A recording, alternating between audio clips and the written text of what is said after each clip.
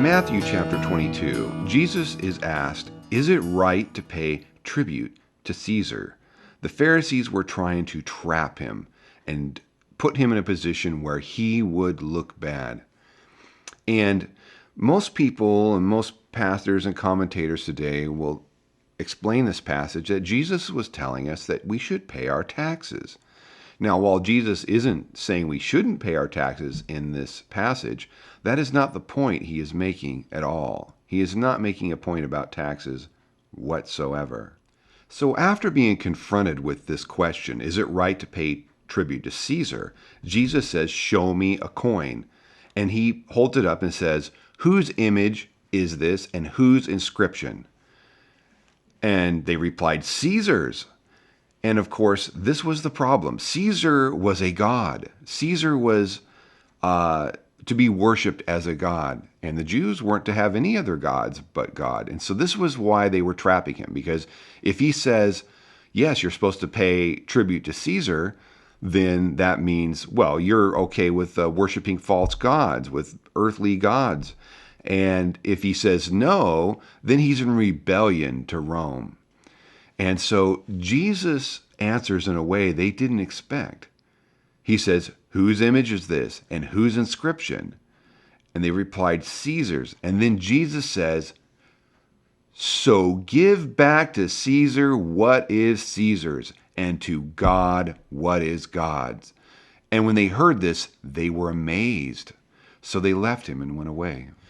Now, it's important to understand the historical context of this question and why they were asking it. At this time, Israel was a vassal state under Rome. And as a vassal state, they would have to pay a tribute as a nation to Caesar to show their submission, to show that they were subservient to Caesar and subservient to Rome. And of course, they didn't like this.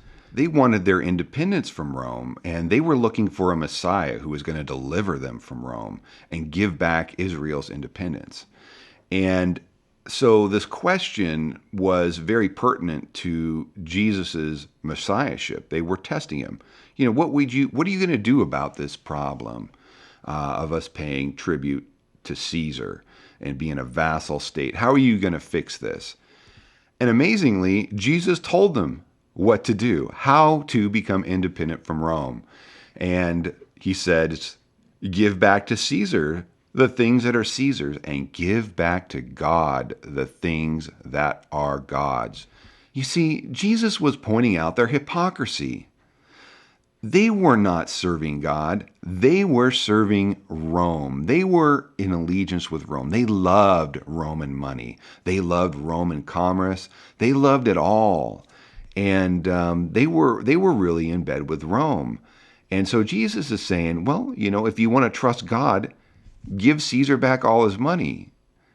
He was telling them to give it all back to them, not just pay their tax. Go ahead, just gather up all of Caesar's money and give it back to him. How can he complain? You're giving him his money. You see, they could still be a vassal state and pay a tribute to Rome with just silver coins or whatever it is. They could pay Rome in other ways, but they didn't want to do that. They were in love with this whole Roman system of commerce. They loved the Roman money.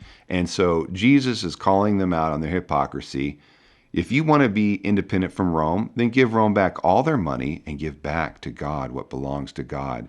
Worship God alone. And Jesus was calling them on the carpet and say, you're not willing to do that. You're not willing to really trust God. So he's saying, you know what?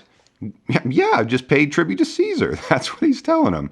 Because you don't trust God. You love Roman money. You love Roman commerce. You love Caesar. Keep paying your tax to Caesar. You guys are hypocrites. That's why they were amazed. That's why they walked away from him, because they were trapped. Jesus trapped them with their own question. So the whole point of this passage isn't about taxes. It's about the spiritual condition of Israel. They are in bed with Rome. They are not giving the things to God that belong to God. They are in love with this whole Roman system of commerce. They were actually really prosperous at that time under Rome.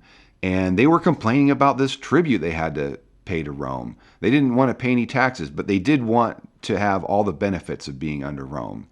And so this hypocrisy Jesus is pointing out. You don't trust God. God would deliver you from Rome if you did.